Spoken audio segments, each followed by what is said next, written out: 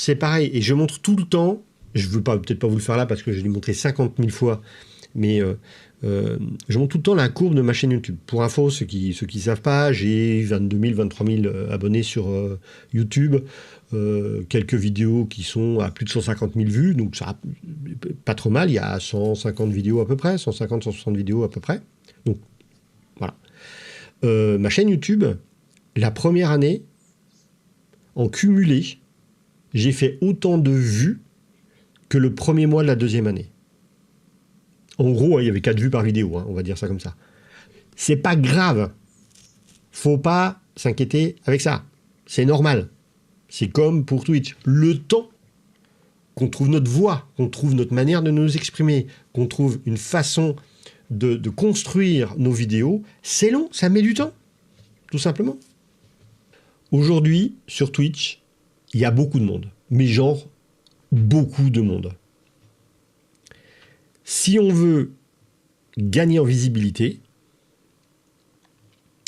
il y a un truc qui est super important, c'est que il ne faut pas faire ce que font les autres. C'est simple à dire.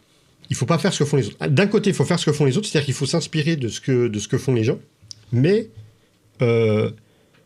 trouver son public, comme dit Cyril, ça veut dire que si jamais, par exemple, je me dis, tiens, je vais faire comme Samuel Etienne, je vais faire une revue de presse tous les matins.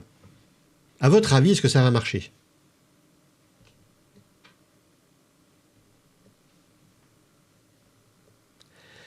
Si je refais une revue de presse tous les matins, non, ça ne marchera pas. On aura 15 personnes. Je parle d'une revue de presse générale. Hein. Parce qu'il y a déjà Samuel Etienne qui l'a fait. Et puis que Samuel Etienne, il prend beaucoup de place sur la revue de presse de l'actualité quotidienne. Si jamais je me mets à jouer à Valorant, parmi vous, il y a 4 personnes qui vont venir voir que je joue à Valorant, mais il y a 1 million, c'est pas le cas, mais c'est pas les chiffres, mais il y a 1 million de personnes qui jouent à Valorant en permanence et qui sont toutes meilleures que moi.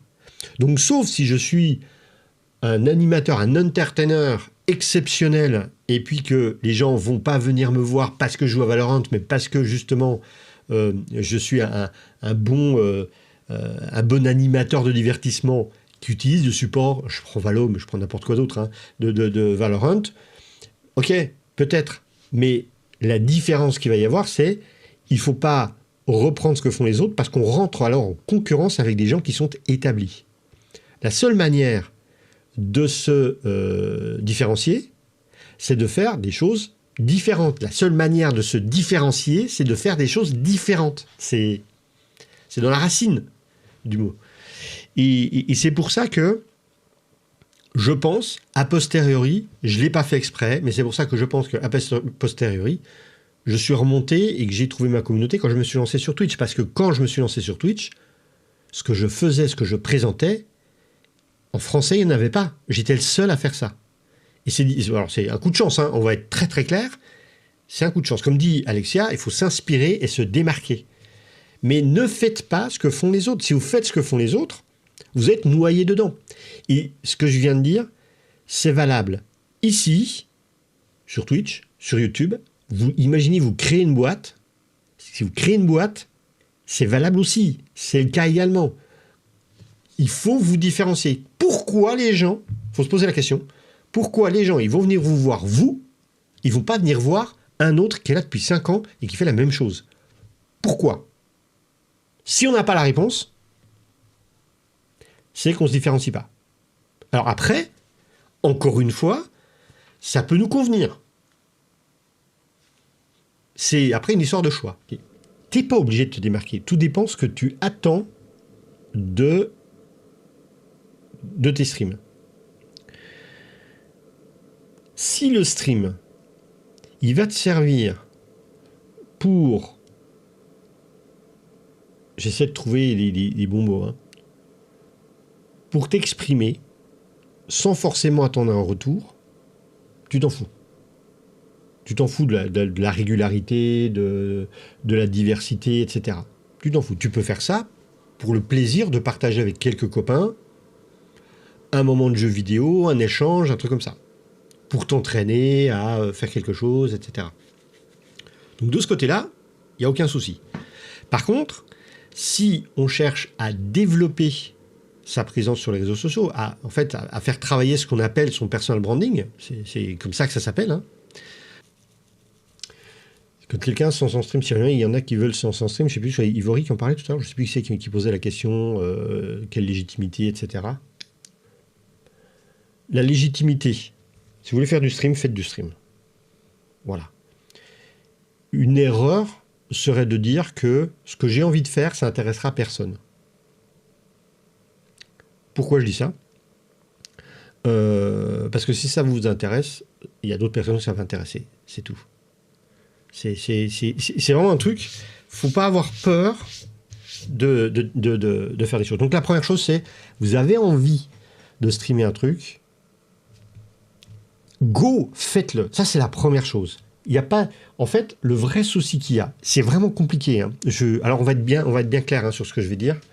Ce que je vais dire, c'est difficile de se lancer à faire du stream ou à faire une chaîne YouTube ou à faire des trucs sur TikTok. On va être clair. Ce que je vais dire, c'est vraiment difficile. Mais on se cherche des excuses pour pas se lancer. Parce que c'est normal, parce que quand on va se lancer, on va s'exposer. Et quand on va s'exposer, eh ben, c'est difficile à gérer. Là, c'est la première chose.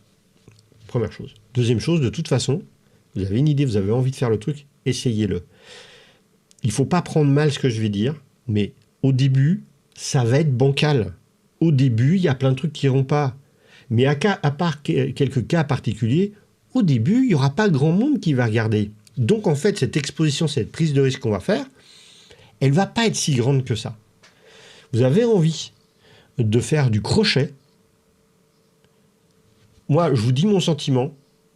Sur Twitch, il y a de la place pour les gens qui font du crochet. Et vous pourrez, sur la durée, attirer plus de monde que si vous jouez à Valorant. Il faut que ce soit clair. Le jeu est complètement bouché. Par contre, il y a plein d'autres choses où il n'y a pas tant de monde que ça. Et justement, la légitimité qu'on va avoir, elle est réellement présente, même si on est débutant.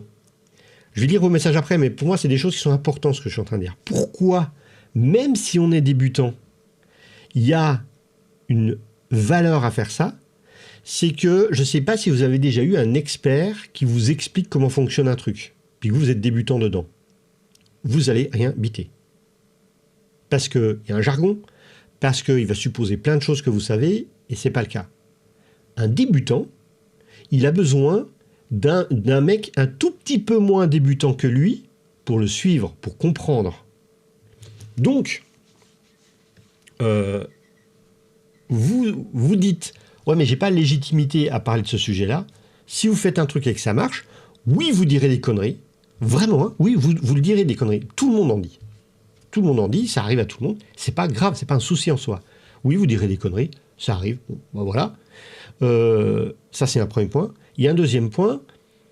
On apprend bien avec des gens qui ont un niveau qui est supérieur au nôtre, mais un petit peu supérieur au nôtre, pas trop supérieur au nôtre. Et donc, du coup, oui, il y a des gens pour qui vous allez avoir une valeur dans ce que vous expliquez, si vous expliquez un truc, qui est énorme, parce que c'est difficile de trouver quelqu'un qui est à peu près à son niveau. Donc cette légitimité, on l'a. Cette légitimité, elle est présente. Oui, on l'a. On est légitime à parler des sujets. Et en parlant des sujets, en les travaillant, notre compétence, elle va monter, mais la légitimité, elle va rester présente. Je ne vais pas dire qu'elle sera supérieure, parce que j'aime pas cette idée de légitimité plus ou moins importante. Un expert, il va parler des sujets à des gens qui ont un bon niveau, parce qu'il est expert, mais il n'a pas plus de légitimité à introduire un sujet. Alors, je regarde un petit peu vos messages. J'ai arrêté pour ça. Mais c'est dur, on va être clair, hein, c'est dur, hein, ce que je veux dire. Se lancer à faire des streams, à créer du contenu et à s'exposer, c'est dur. C'est vraiment, vraiment, vraiment difficile. On peut se sentir légitime et scorer 3 viewers à chaque fois. Mais oui, mais tu commences, Cyril. Ah oui, puis alors si vous voulez faire du stream, hein, alors on va être clair aussi. Hein. Si vous voulez faire du stream, alors il y a deux choses. Faire du stream pour soi et faire du stream pour pouvoir attirer du monde. Si vous voulez attirer du monde, il n'y a pas le choix. C'est tout le temps, au même moment, très régulièrement. Et l'annoncer. Faire un stream de temps en temps comme ça, non annoncé, personne ne pourra bloquer du temps pour venir à ce moment-là. Je me reconnais clairement dans ce que tu dis, nous dit Top Clean, régularité, annonce, s'exposer, un échange permanent avec la commune, etc. Ouais. Wax qui nous dit, je te l'ai déjà dit, mais le ton, la voix, l'intonation, ça compte beaucoup, je trouve. C'est possible. Mais ça, c'est vraiment un truc, moi, je me rends pas compte. Ma voix, je l'ai jamais aimée, mais ça, c'est parce qu'on n'aime pas sa propre voix, c'est normal. Je travaille avec, hein, je m'y suis fait, hein, mais... Avec souvenir, quand tu as étalé tes nombreuses thunes, ouais, c'était ça. Salut, petit maker, j'espère que tu vas bien. La voix, c'est un truc qu'on ne peut pas changer, travailler. Si. Oh que si. Oh que si. Vous avez dû remarquer que dans mon live, il y a des gens qui connaissent mieux les sujets que moi qui viennent. Et qui corrigent les erreurs.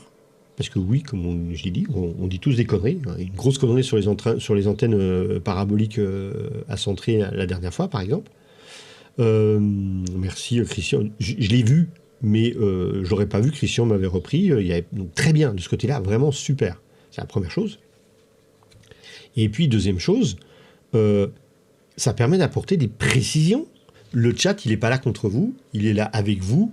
Il faut l'utiliser. Il y a un mec, un jour, il m'a dit, dans une boîte dans laquelle je travaillais, les gens, quand tu as réussi ton boulot avec un client, donc on va se mettre, vous êtes mes clients dans ce truc-là. Quand tu as réussi ton boulot avec un client, c'est que le client fait le boulot pour toi.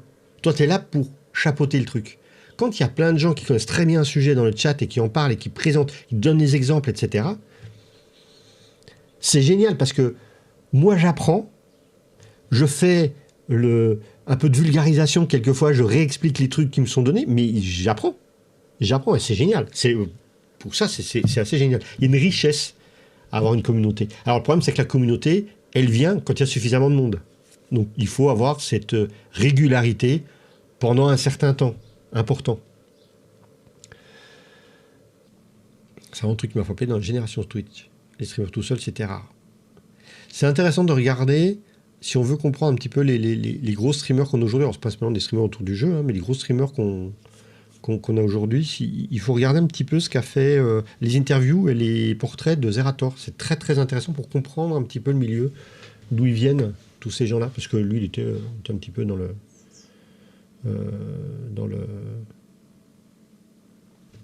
le milieu très très tôt. Sur le stream, j'ai l'impression que c'est quasi impossible de capitaliser sur la longue traîne. Ça fait beaucoup de vues, les streams passés. C'est une bonne remarque. Tout va toujours être dans la valeur des choses. Tout va être dans la valeur des choses que tu vas proposer. Je vais te donner un exemple. En 2020, il y a 4 ans, 2021, il y a 3 ans et demi, on va dire. J'ai enregistré pour un client un cours sur la blockchain que j'ai mis sur ma chaîne YouTube. Alors, je vais compenser live, vidéo, etc. Donc la longue traîne. Ce cours-là, il y a 35 heures de cours vidéo.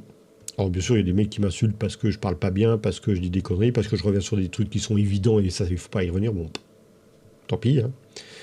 Ce cours sur la blockchain, aujourd'hui, je vais te dire ça.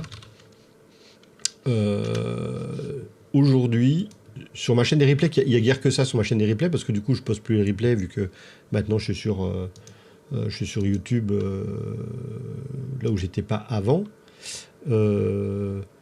C'est des vidéos qui font encore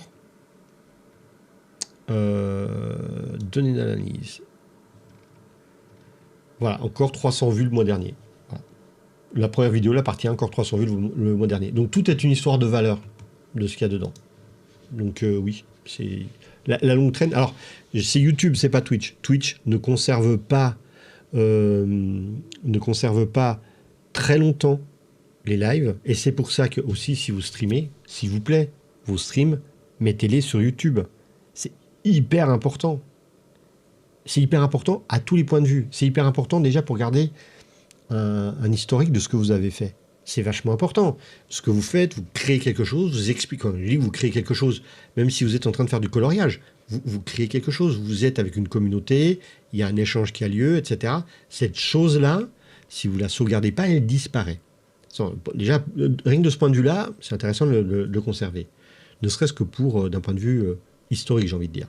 Deuxième point, si vous voulez développer votre chaîne, si vous voulez développer